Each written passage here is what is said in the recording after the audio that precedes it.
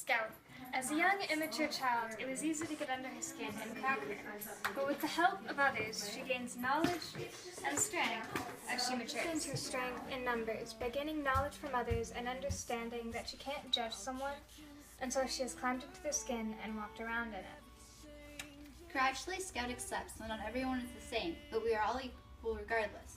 Everyone should be treated as company and with respect, no matter who they are, what family they are from, or what color their skin is.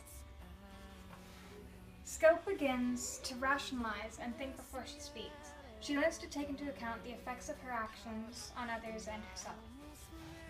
Throughout all these components, combining as Scout matures, she creates herself as an individual, with her own views upon subjects, different from that of her neighbors, yet influenced greatly by those around her. Could be represented by Splatter, as she takes the different colors of views thrown at her by those around her, combining her father's and brother's teaching, along with that from Tom Robinson's trial, and she becomes colored in a way that's unique to her own character.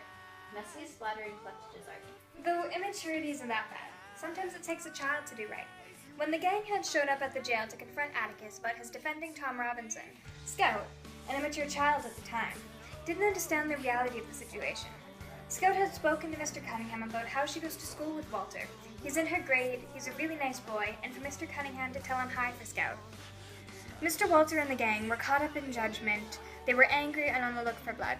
Scout, with her innocence and obliviousness, had brought the humanity out of them unknowingly. The child in the photograph seems blissfully unaware of the danger around her. The photograph could also be interpreted in how she had brought the human out of the monster. The final test of maturity. Edward Week. Ending the novel, Scout tells Atticus that she wasn't scared, at least until she was telling Mr. Tate about Bob Ewell trying to kill her and Jem. Harper Lee ended the novel with the final test of maturity, and Scout passed. She wasn't afraid. Here we have a ball of yarn, representing Jem and Scout both.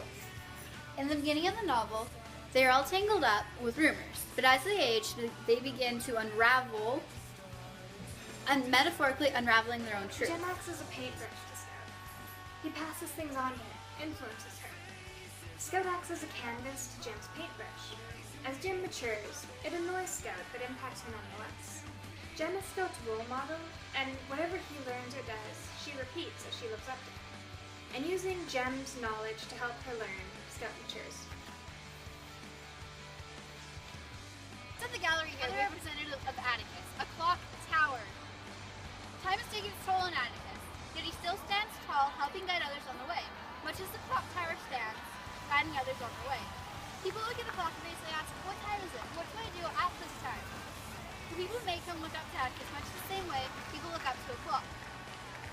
They trust his judgment, and they trust his But, years.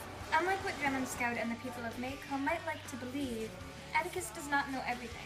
As Mark Z. Danielowski states, maturity, one discovers, has everything to do with the acceptance of not knowing. A good example of this could be how when Scout asks him about Hitler, Atticus simply replies that he does not know. Atticus accepts that he doesn't know something and doesn't judge anyone either for his confusion. Scout asks if it's okay to hate Hitler. Atticus tells her that it is not. It's not okay to hate anybody. Young children like to say why a lot. They're curious. Once you stop asking why and accept that you don't know, you've matured. Along with Atticus being a clock tower, he's also represented by this lighthouse, for he shines lights on dark situations and confusion.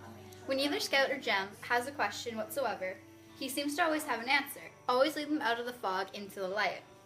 Atticus is one of the main influences for the kids, and he guides them as they grow Off the older and topic of mature. Atticus, it seems that everyone in Maycomb hides under a mask one way or another. Scout masks her true feelings about Aunt Alexandra coming for a visit in order to keep out of trouble, and because she knew it would do nothing. Scout rationalizes what to say, takes into account the effects of what she says or does before she even says it. It shows maturity, as in the beginning of the novel she said whatever came to mind. Aunt Alexandra puts on a mask in order to keep her party going when she finds out some sad news from Atticus. Scout follows suit. She learns in the footsteps of her aunt, whom she had grown accustomed to over her time with them. She understands that it's what a lady does, what a hostess does. Sometimes you have to put on a mask to avoid any more problems, to keep The everyone last content. individual character we discuss is Mr. Arthur Boo Bradley. We compare him to the midnight blooming cactus flower. This particular flower only blooms at night. People said that Mr. Arthur only went out at night when the moon was down. It was only once Scout had matured and could fully understand it this privilege did she get to see the influence of Radley, who she'd so long known about when he A lot of rescued people her didn't that grow up night. as Scout and Jem did. They grew up blaming anything bad happening in Maycomb on the blacks because they're afraid of it not being dark-skinned people. People in Maycomb believe it right how they treat and blame dark-skinned people. Much as kids blame anything on anyone else because they don't want to accept blame for themselves.